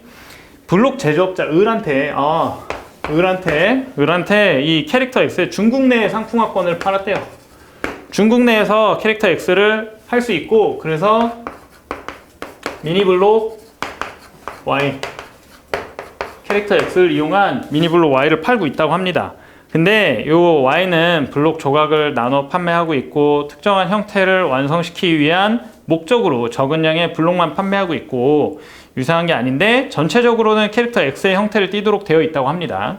근데 요게 보시면은 캐릭터 X와 달리 색상과 자세 등의 변화를 주도록 제작됐고, 근데 결국에는 한마디로 동일하다는 인상과 느낌을 주고 있다. 사실은 좀 굉장히 길게 썼는데, 요걸 보시면서는 항상 그 의심을 하셔야겠죠. 아, 이거는 왠지 실질적 유사성이나 아니면 2차적 저작물 작성권이나 혹은 복제권이나 혹은 동일성 유지권이나 이런 것들이 문제가 될 수도 있겠다라는 의심을 하시면서 보셔야겠죠. 이런 특징을 보시면. 그 다음에 병은 을로부터 이 미니블록 Y를 수입해서 이걸 판매하고 있다고 합니다. 근데 수입과 양수는 국내에서 이루어졌고 중국 내에서는 제공받거나 양도받지 않았다고 합니다. 그래서 결론적으로는 캐릭터 X가 저작권법상 보호받는 저작물인지 여부를 설명하시오가 1번이었죠. 그래서 답안지로 와주시면은 답안지 9페이지입니다. 9페이지에서 캐릭터의 저작물성 해가지고 캐릭터의 의의를 써주시고, 판례는 시각적인 표현에 작성자의 창조적 개성이 드러나 있으면 보호받는 저작물이 될 수 있다라고 하는데, 여기서 키워드는 사실은 이제 시각적인 표현이란 부분에다가 지금은 어쩔 수 없이 이제 표현을 해두시는데, 이 판례를 보실 때 사실 기본적인 그 아이디어 자체를 여러분이 시각적인 표현에 좀 포커싱을 맞추시는 분들이 있어요. 근데 기본적으로 이 판례의 취지는 어떠한 이 저작물에서의 일 요소인 캐릭터 자체에 대해서도 저작물을 보호하겠다는 취지지, 시각적인 캐릭터에 대해서만 캐릭터로서의 저작물성을 인정하겠다라는 판례의 취지는 아닙니다. 전체적인 판례의 그 말이. 그렇기 때문에 여러분이 생각했을 때, 캐릭터는 요 캐릭터를 바라볼 때 느낌은 캐릭터에 어떠한 제작자의 창조적인 개성이 드러나 있으면은 요거는 저작물로서 보호될 수 있다라고 생각을 하시면 좋을 것 같아요. 근데 기본적으로 우리 문제에 나오기에는 시각적인 캐릭터밖에 거의 나올 수밖에 없기는 합니다. 그렇지 않은 캐릭터들이 나오는 경우가 드물기는 해요. 근데 예를 들어 소설에서 정말 이제 디테일하게 나온 어떤 캐릭터가 있다. 그랬을 때 그 캐릭터에 대해서 저작물성을 인정하지 않을 것인가? 그거는 아니죠. 만약에 그 어문 저작물에서 캐릭터의 성격이나 뭐 입고 있는 옷이나 혹은 모자나 이런 걸 디테일하게 만약에 설명을 해줬다면은 그것도 충분히 캐릭터로서 저작물성을 보호받을 수 있는 겁니다. 너무 시각적인 표현에 집중을 하시면 안 돼요. 그래서 사안의 경우에는 이런 특징이 있기 때문에 독자적인 저작물로서 인정이 된다라는 게 결론이었습니다. 그 다음에 2번인데 실질적으로 유사한지 여부를 설명하시오. 요거는 제가 배점을 보시면 알겠지만 기본적인 취지는 실질적 유사성을 여러분들이 어떻게 쓸 수 있는가, 일반적인 케이스입니다. 근데 여기는 제가 그냥 한 가지 여러분이 그냥 요건 한번 읽고 가시면 좋겠다 하는 부분을 숨겨놨는데, 아까 그거랑 비슷한 느낌으로 보시면 돼요. 이거를 중요한 건 아닙니다. 중요한 법리는 아닌데, 보시면은 자, 1번 실질적 답안지 9페이지에 1. 실질적 유사성 판단 해가지고 일반적인 판례 아이디어 표현의 이분법을 쓰고 있죠. 그래서 사안의 경우 하시면은 첫 번째 줄부터 세 번째 줄까지 부분이 뭐냐면은 완성된 형태로 비교를 해야 된다는 겁니다. 실제로 이 사안에서 어떤 게 문제가 됐냐면 요 캐릭터잖아요. 근데 이거 뭡니까? 블록이잖아요. 그럼 블록 판매할 때 어떻게 돼요? 여러분 레고를 사셔서 아시겠지만 완성돼서 캐릭터가 옵니까? 아니잖아요. 조각조각이 오잖아요. 그러면 상대방 입장에선 그렇게 주장하는 겁니다. 이거 봐라. 나는 조각을 팔았지 캐릭터를 팔았냐. 그럼 조각이랑 캐릭터랑 유사합니까? 유사하지 않잖아요. 그러니까 비유사하다는 주장을 하는 겁니다. 그래서 법원이 실제로 얘기를 하는 건 블록으로 왔지만 이거 너네 무작위로 블록을 다 준 게 아니라 특정한 형태를 완성시키기 위해서 일정한 양의 블록만 줬다. 일정한 양의 블록을 줬고 설명서를 통해서 블록을 완성시키도록 유도하고 있고, 이걸 사는 사람도 뭡니까? 이 블록의 완성된 형태를 제작하거나 혹은 보관할 용도로 사지 않냐, 수집할 용도로 사지 않냐 라고 하기 때문에 요거와 요거를 비교할 때는 완성된 형태를 가지고 비교를 해야 된다 하고서 비교 대상을 명확하게 특정을 해줬습니다. 그게 1번 첫 번째 줄부터 세 번째 줄까지의 내용이에요. 물론 이거는 제가 이런 거 사실은 하나 넣을 때마다 좀 걱정되는 게 이런 것도 다 알아야 되나? 이 생각 하실 수 있는데, 분명히 제가 생각하기에는 아마 많은 분들이 이거를 쓰지는 못할 거예요. 왜냐면 판례 사안을 잘 모르니까. 근데 이거 중요한 것도 아니고 이런 걸 보시면서 이런 얘기도 있구나 라는 걸 뉘앙스만 아시고, 이 문제에서는 실질적 유사성 앞에 아이디어 표현의 이분법 요 판례만 잘 쓰셨으면은 잘 하신 겁니다. 제가 이런 것들은 그냥 하나씩 포인트로만 말씀드리려고 제가 이런 판례 사안들을 찾아서 넣은 거예요. 요 판례에서 중요한 거는 요 앞에 요 세 줄이 중요한 건 아닙니다. 그래서 그 밑에 이제 또 한 부분에서 이제 사안이 오히려 중요합니다. 그래서 실질적 유사성을 판단해 보면 좀 다소 상이한 부분이 있지만 이제 기본적으로 동일하다는 인상과 느낌을 주고 있고, 그래서 다른 미감이나 형태를 가지게 됐지만 새로운 창작성을 더한 걸로 보기는 어렵기 때문에 실질적 유사성이 인정된다라는 게 결론입니다. 그런 다음에 요 판례에서 제일 중요한 부분은 사실은 설문 3번입니다. 설문 3번에서 봐주시면은 결국엔 한마디로 권리가 소진이 되냐 여부인데, 권리 소진 이론이 나오면은 기본적으로 배포권이 나와줘야 됩니다. 배포권이 나와줘야 되는데 이게 상표권하고 좀 다른 점이에요. 여러분이 공부를 하실 때 권리 소진 이론 같은 경우는 저작권법을 따로 공부는 안 하시면 좋겠어요. 왜냐면 요거는 오히려 상표권에서 공부를 하실 때 더 명확하게 공부를 하시고, 저작권에서는 법조문을 보고 쓰는 거를 노력하시면 좋을 것 같아요. 그래서 상표법하고 저작권에서의 권리 소진 이론의 차이점이 뭐냐, 사실 의의나 뭔가 어떤 요건 같은 거를 외우실 때는 상표법이랑 크게 다르지 않습니다. 다르지 않은데 차이점이라는 건 뭐냐면은 저작권에서는 배포권에 대해서 권리 소진 이론이 적용된다는 걸 여러분이 잘 아셔야 돼요. 상표법에서는 권리 소진 이론이 이제 판례에서 인정하는 상표권 전반에 대해서 미치는 어떤 예외 사유잖아요. 근데 저작권법에서는 권리 소진 이론 자체가 배포권 제20조 단서에서 기재가 되어 있기 때문에 여러 가지 저작권의 권리 다발 중에서 배포권에 한해서 권리 소진 이론이 적용이 되는 겁니다. 그 얘기는 뭡니까? 이 배포권이 아니라 다른 권리를 침해하게 되면은 권리 소진 이론이든 뭐든 간에 이 적용이 없고 침해가 이루어질 수 있다는 거예요. 그게 법조문에 기재되어 있을 때랑 판례가 판시할 때랑의 차이점입니다. 그래서 여러분이 그걸 인지하시고 이거를 인식하셔야 되고, 그거를 인식하신다면은 당연히 배포권이 처음에 기재가 되는 게 맞겠죠. 왜냐? 여기서 이 권리소진 이론이 저작권법에 들어오면서 제일 큰 문제는 뭐냐면은 결국에 배포권, 이 저작권하고 이 물품을 가진 소유자, 소유권의 충돌이 일어났을 때 이거를 해소하기 위해서 들어온 게 권리소진 이론인 거예요. 이게 배포권인 경우에는 그렇지만 이 소유권하고 저작권하고 충돌이 일어났을 때 다른 케이스가 뭐가 있습니까? 이거하고 연관돼서 여러분이 많이 생각하셔야 될 건 뭐냐면은 그림 저작물이에요. 그림 저작물 같은 경우도 뭐가 있어요? 그림 저작물도 권리소진 이론 같이 뭐가 있습니까? 파노라마권이라고 제한 사유 등이 있죠. 그림 가진 사람은 이거 전시할 수 있고, 또 이거 그림을 만약에 전시하게 되면 뭡니까? 카탈로그에도 이용할 수 있고, 이런 제한 사유가 따로 있잖아요. 그래서 권리소진 이론을 보시면은 배포권을 같이 생각하시고, 배포권을 같이 생각하실 때는 같이 생각하셔야 되는 게 그 그림 저작물을 같이 생각하시면 좋습니다. 그렇게 두 가지가 대표적인 소유권과 저작권의 충돌을 조화시키기 위한 부분이라고 생각하시면 돼요. 그래서 문제 이 답안지에 보시면 11페이지에 배포권 및 소유권 해가지고 배포권이 문제가 되고 이제 충돌이 일어나게 된다라고 하고 있습니다. 2번은 뭐 별 내용이 없고, 3번 같은 경우는 권리소진 이론의 원칙 및 요건이죠. 이런 원칙 및 요건, 특히 이런 권리소진 이론 같은 경우 제가 외우지 말라고 항상 말씀드려요. 이거 법조문에 그대로 나와 있는 거 따서 요건 분설하실 수만 있으면 되는 겁니다. 그리고 외우실 거는 상표법에서 외우세요. 요건도 사실 이거 법조문 그대로 한 거죠. 뭐 여기에 보시면은 제가 써놓은 거에는 이제 잘 써놓으려고 멋있게 쓰려고 뭐 이중이익설 뭐 이런 얘기 있는데, 이런 거 지금 공부하실 때 다 외우지 마세요. 이런 거는 그냥 쓰시다가 생각이 나면은 시험장에 생각나면 쓰는 거고, 아니면은 쓰는 게 아니고 법조문이랑 요건 분설하실 수 있으면 다 상관없습니다.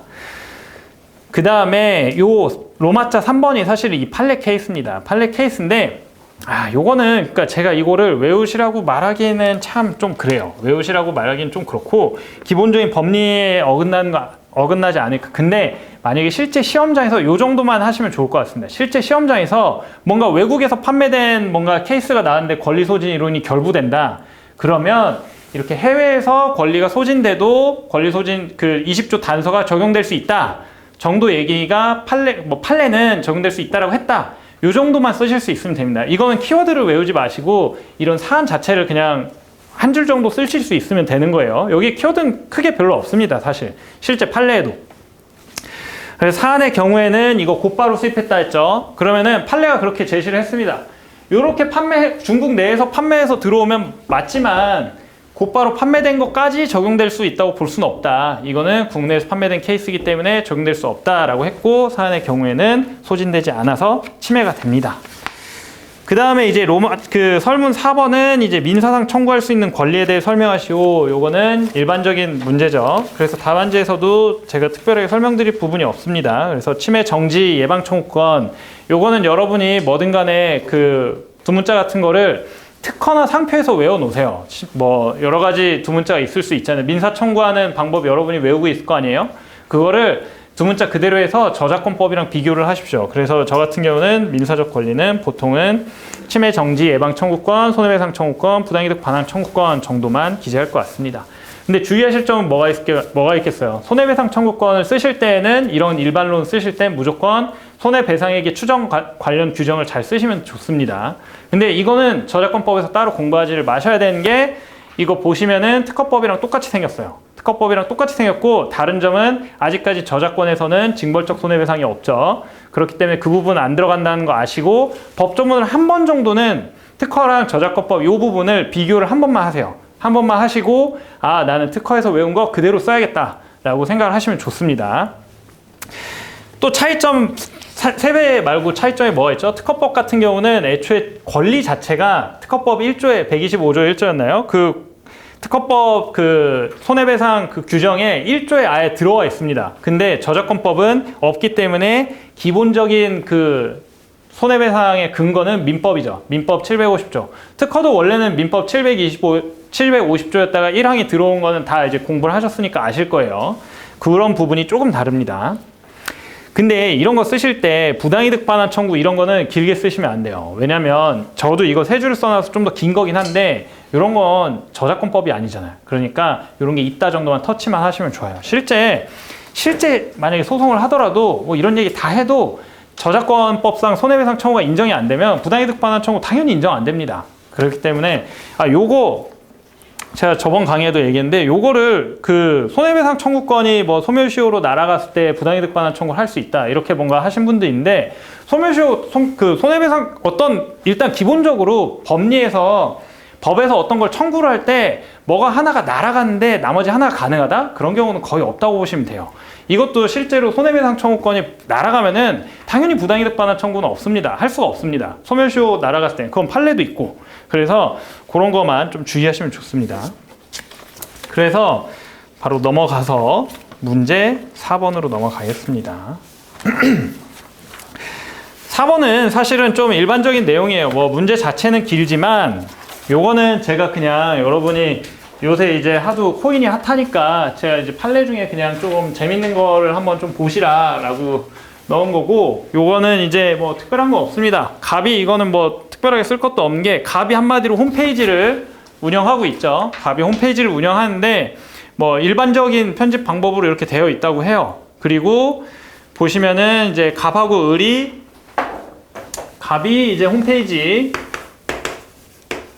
만들고 있고, 갑하고 을이 티셔츠 X를 만들었는데 갑 혼자서 단독으로 판매를 하고 있다고 합니다.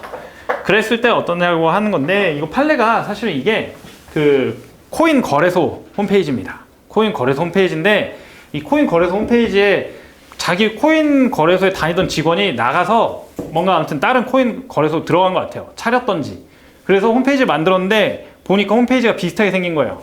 그러니까 이 거래소 입장에서 빡이 치잖아요. 빡이 치니까 사실 이 판례 사안에서의 그 메인 케이스는 요 홈페이지는 아닌데, 그 실제 여기서도 홈페이지도 우리 거 저작권 침해하고 있다. 그래가지고 이 홈페이지 이 화면 자체를 저작물로, 편집 저작물로 침해를 걸어버린 사안입니다. 근데 뭐 기본적으로는 보통 이런 소송을 해보면은 직원 때문에 이 직원 좀 어떻게 좀 이렇게 괘씸하니까 뭔가 해보려고 하는 경우들이 많아요. 실제로도 인정이 안 됐죠. 그 다음에 그래서 이제 1번 문제는 한마디로 이 홈페이지가 편집 저작물로서 보호받을 수 있냐, 그래서 병익의 저작권 주장할 수 있냐라는 부분이 있습니다. 그 다음에 그 2번 문제는 그 합의 없이 단독으로 판매할 수 있느냐, 합의 없이 단독으로 판매한 게 뭐가 문제가 될까 하는데, 보시면 이거 공동 저작물이죠. 공동 저작물을 단독으로 행사할 수 있는가가 문제된 케이스인 거죠. 결론은 뭡니까? 요거는 이제 판례의 결론은 요 정도는 외워두셔야 되는 겁니다. 요게 법조문상에선 뭐라고 되어 있어요?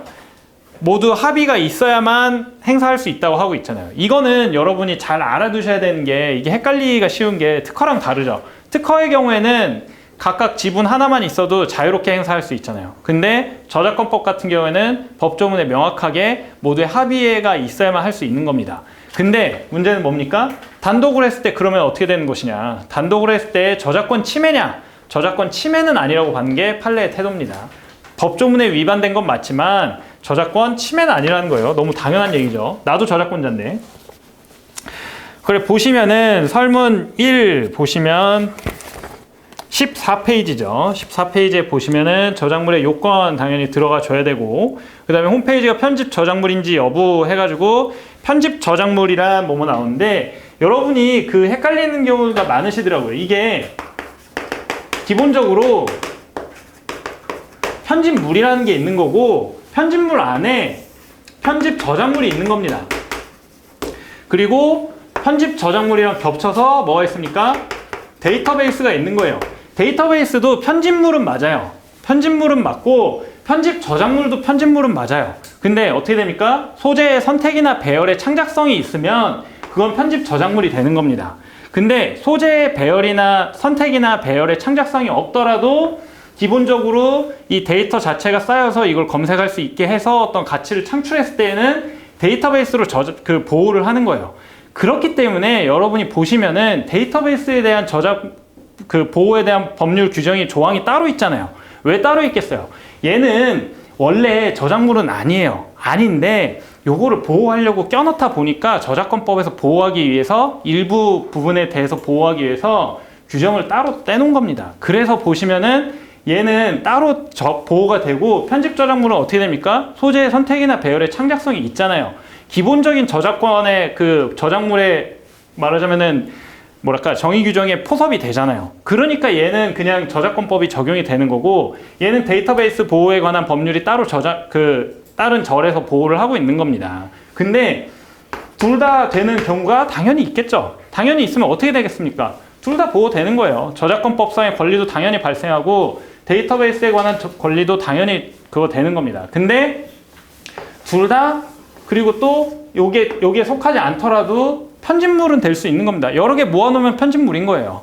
그게 이제 좀 헷갈리지 않으셔야 됩니다. 그래서 홈페이지가 이제 편집물인지 여부 해서 여러 가지가 구성된 집합돼 있으니까 편집물에 해당합니다. 홈페이지가. 편집물에 해당하는데 이제 창작성이 있냐라고 했을 때 보시면은 판례는 이제 여기서 보시면은 그 15페이지의 첫 번째 줄 소재 동그라미 쳐주시고 수집, 분류, 선택, 배열 요거 정도는 동그라미 쳐주세요. 저라면은 뭐 선택하고 배열 정도만 처음에는 동그라미 쳐주셔도 좋을 것 같습니다. 지금 처음 쓰시면은. 그래서 소재를 선택, 배열했을 때는 편집 저작물이다. 거기에 창작성이 있으면 그렇게 해서 보는데 이거 창작성이 없다고 여기 친절하게 길게 써놨죠. 그래서 편집 저작물로 보호될 수 없다라고 하고 있습니다. 그 다음에 설문 2번 들어가 주시면은 일단 공동 저작물인지 봐야겠죠. 공동 저작물인지인데 뭐 이거는 별 특별한 이슈는 없죠. 그래서 공동 저작물에서는 공동 관계 동그라미 쳐주시고 그 16페이지 첫 줄입니다. 공동 관계가 인정돼야 되고 그 로마자 3번에 분리 이용 불가능 요건이죠. 이렇게 두 개는 외워 두셔야겠죠. 그래서 이 판례 부분은 결합 저작물에 불과한 것으로 봐야 된다. 뭐 이거는 크게 중요한 건 아닙니다. 그래서 다는 뭐 여기 문제에서 사안을 해줘서 공동 저작물에 해당한다라고 빨리 쳐주시면 좋을 것 같고요. 그 다음에 이제 권리 행사인데 48조 1항에서 전원의 합의에 의해서만 돼야 된다라고 해야 되는데 이 판례 정도는 알아두셔야 됩니다. 그래서 판례는 여기 보시면은 판례에서 이건 키워드가 별게 없어요. 이런 판례는 키워드를 외우실 필요가 없고 결론만 아시면 됩니다. 한마디로 공동 저작물의 저작재산권에 침해하는 행위는 되지 않는다. 결론만 외우시고 이제 이 결론들이 이제 차곡차곡 다 쌓여 계신 분이라면은 외우셔야 되면 좋겠다 하는 거는 규정은 그 두 번째 줄에 규정은 행사하는 방법을 정하는 것 정도는 이제 그 다음에 스텝에서는 알아두셔도 좋아요. 그래서 결론적으로는 저작재산권에 침해가 해당하지 않는다라는 게 결론입니다. 네, 그래서 문제가 여기까지 설명을 다 드렸고 보충 판례를 빠르게 설명드리도록 하겠습니다.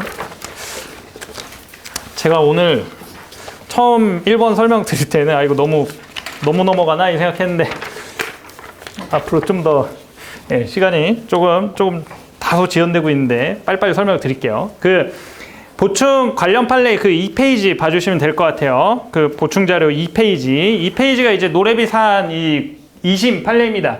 근데 이 사안 같은 경우는 요걸 알아두시면 좋아요. 요거 뭐냐면은 이 사안은 사실 어떻게 된 거냐면 이 사람이 생전에 살아있을 때 이 가수가 다른 데에다가 노래비 이 설치가 엄청 많이 됐어요. 설치가 여러 개 됐는데 어딘가 설치 처음 될 때는 허락도 해줬어요. 허락도 해줬고 너 이거 쓸게요 했더니 오케이 해줬어요. 오케이 해줬고 여기에 대해서 뭐 실제 만들 때 아무런 이의 제기도 안 했습니다. 그리고 뭐 개소식도 왔던 것 같고 그리고 또 어딘가에는 허락을 해주면서 돈도 받았어요.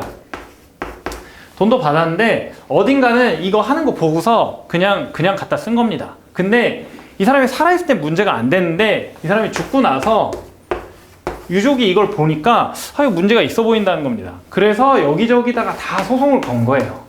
그래서 실제 케이스를 보면은 좀 지저분합니다. 굉장히 여러 개 케이스가 있어요. 결론적으로는 처음에 말했다. 우리는 이거 말하고 쓴 거다. 근데 얘가 살아있을 때 이거 문제 안 삼았다. 이 케이스는 요 비석은 결국에는 저작권법상 포괄 이용이 인정이 됐습니다.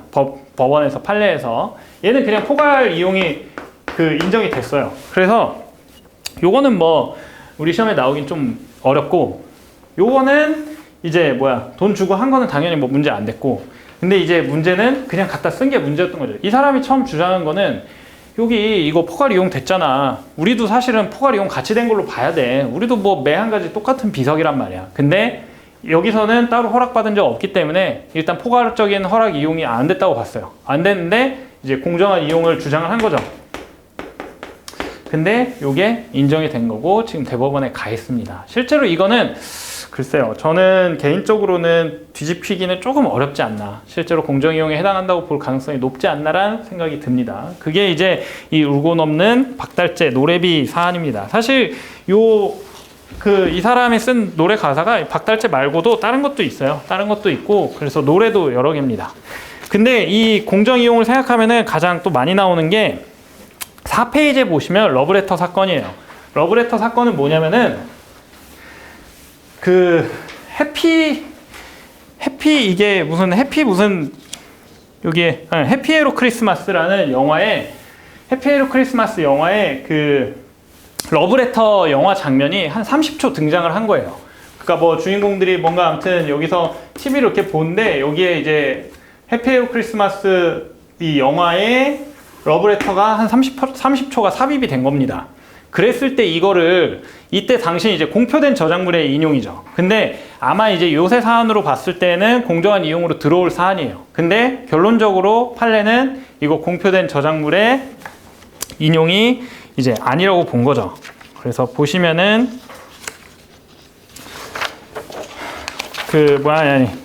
보시면은 공표된 저작물의 인용에 해당한다고 본 겁니다. 공표된 저작물의 인용에 해당한다고 본 겁니다. 이 중에 가장 큰 이유는 뭐였어요?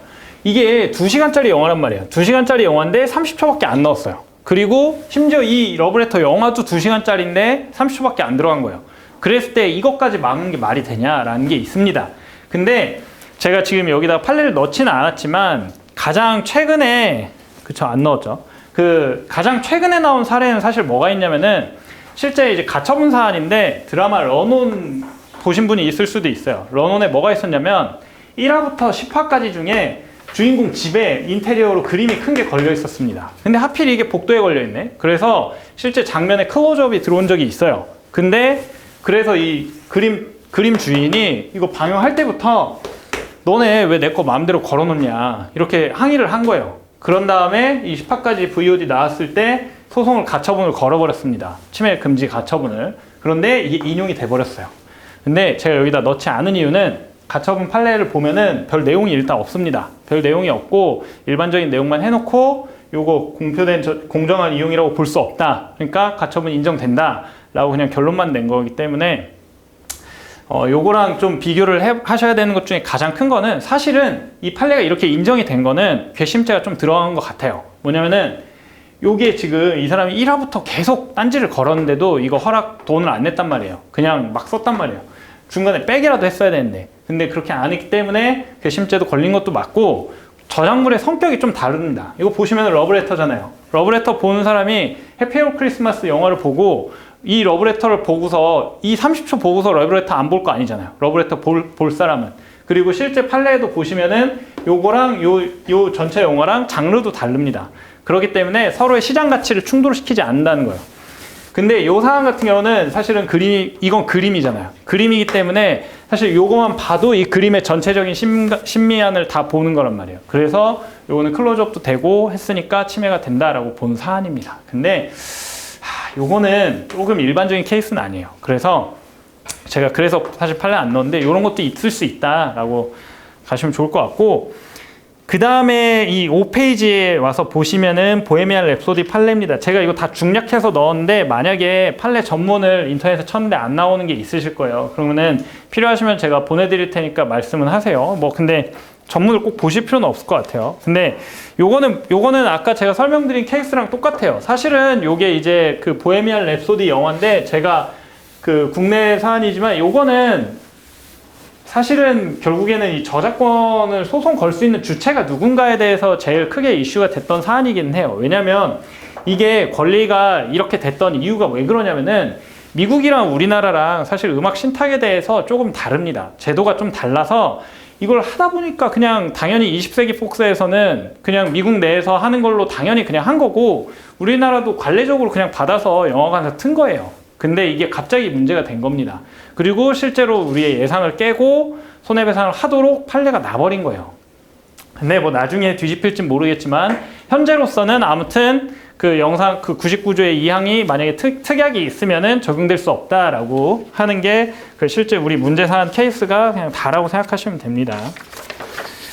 그래서 요거 쭉쭉 넘어가 주시면은 이제 8페이지에 가주시면은 뭐 반지랑 그 매트랑 이렇게 두 개인데 뭐 저는 이 판례 두 개가 다 1심 판례고 요게 뭐 아주 의미가 없다고 볼 수는 없지만 뭐 특별한 사안은 아니어서 그냥 한 번 정도 문구 정도 읽어 보시라고 판례 사안을 그냥 넣은 겁니다.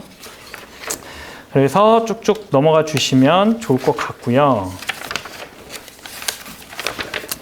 그 다음에 13페이지에 이 도라에몽 블록 사건 같은 경우는 제가 아까 말씀드린 중요한 부분은 국외에서의 경우에도 권리소진 이론이 적용될 수 있다라는 거를 말한 최초의 리딩 판례라는 것만 알고 가시면 됩니다. 그리고 뭐 블록의 완성 형태를 가지고 실질적 유사성을 판단해야 된다는 부분은 그냥 이런 사람도 있구나, 이런 주장도 있구나 정도만 알고 넘어가시면 돼요. 그래서 이것도 한번 그렇게만 읽어보시면 될 것 같고요. 그 다음에 17페이지는 왠지 코인 관련돼 있다고 하면 읽어보실 것 같아서 그냥 요 사안을 넣은 건데 편집 저작물로 아무튼 될 수 없다. 요거는 일반적인 케이스는 될 수 없다라는 게 그 판례의 태도입니다. 그 다음에 18페이지에 있는 대법원 판례는 조금 중요하다고 말씀드렸죠. 결론은 아셔야 된다. 키워드는 따로 있지 않지만 결론은 아셔야 된다. 한마디로 공동 저작물을 법에서는 혼자 쓰면 안 된다고 되어 있지만 저작권 침해로는 막을 수 없다라는 게 기본적인 판례입니다. 그렇다면 이걸 보호할 수 없을 것인가? 글쎄요. 만약에 실제 소송으로 간다고 한다면 저작권 침해는 아니니까 금지를 시킬 수는 없겠지만 사실은 요건 만약에 손해배상 간다고 하면은 결국에는 반 이익을 떼줘야 될 거기 때문에 뭐 제 생각에 규정이 크게 의미가 없다고 볼 수는 없습니다. 물론 뭐 이게 저작권 침해라고 보면 문제가 왜 그러냐면은 저작권 침해로 보면은 형사적으로 문제가 돼버릴 수가 있어요. 근데 아무리 생각해도 공동저작자인데 형사적으로 침해죄로 만약에 벌금 매이거나 하는 건 좀 문제가 있잖아요. 그래서 그런 취지로 판례가 나왔다고 생각하시면 좋을 것 같습니다. 네, 1회 강의가 제 예상보다 좀 길어졌는데 다음에는 좀 더 이렇게 제가 사실 1회에 좀 욕심을 내서 좀 중요한 판례를 좀 많이 넣었습니다. 그만큼 1회가 중요하니까 판례를 좀 자세히 보시면 좋을 것 같습니다. 네, 그래서 오늘 1회 강의는 여기까지고 5월 5일 어린이날에 너무너무 고생하셨습니다. 네, 고생하셨습니다. 감사합니다.